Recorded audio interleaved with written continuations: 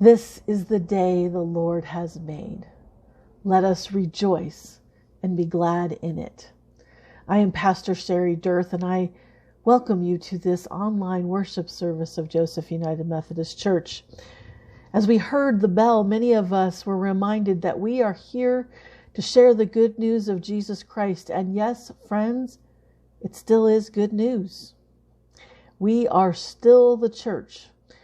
We are not gathering in our regular building, but we are, quote unquote, gathering in other ways. We gather together for corporate worship as the body of Christ, and then we scatter for service in the spheres of influence that God gives us. We may think that our sphere is smaller now, and yet the importance and the effect you make may be larger than you think. God's people have experienced those times when they were forced to worship in other places and in other ways than they were used to.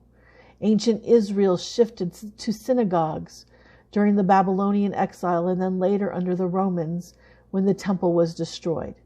Many in the early church had to gather in secret during times of persecution. So now we are gathering online, and we will be doing it exclusively this way through the end of April, yes, including Palm Sunday and Easter over the next couple of weeks. I have some ideas about that, and especially about a grand Easter celebration when we are able to physically gather once again. It is difficult, but this time of physical distancing is an act of caring for our neighbors as we slow the spread of COVID-19. Worshiping online allows you to see me, but it does not allow me to see you or for you to see each other. Today, we are trying something else new to address this. It will allow two-way communication among many, if you are willing to try. This morning, our first attempt is through the online Adult Bible Sunday School class at 9:30 a.m. and this video is being released by 7 a.m. so there's still time. And even if you haven't been able to come before, trying it online may be a new way of doing it, a way that will work for you. And then we will have an online coffee hour at 11 a.m.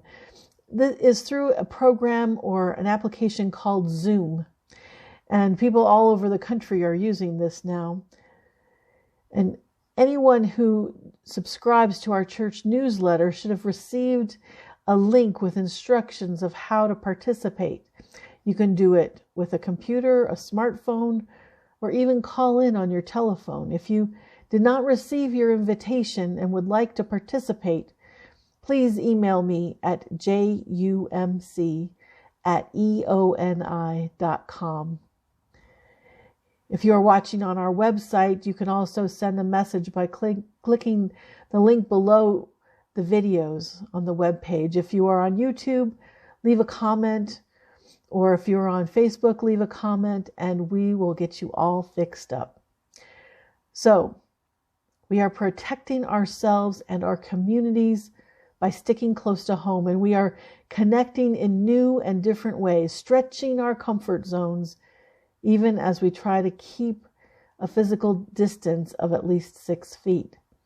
Thank you for your bravery, for being willing to try new things in new ways.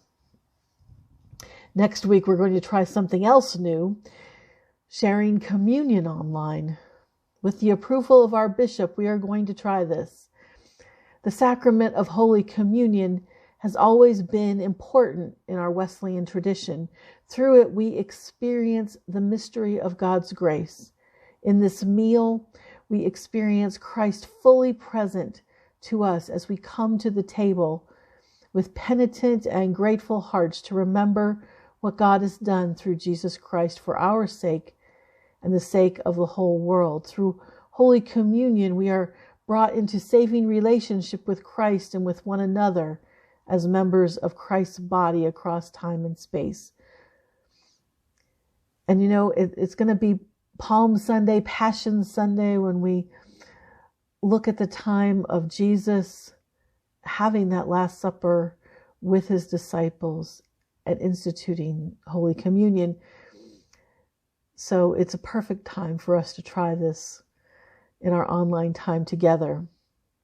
So between now and next Sunday, get things together that you can use to share in communion during worship. You don't need to make a special trip to the grocery store. You can try to use things that you already have on hand at home. Simple elements, just as Jesus used. Some bread or crackers, something like that.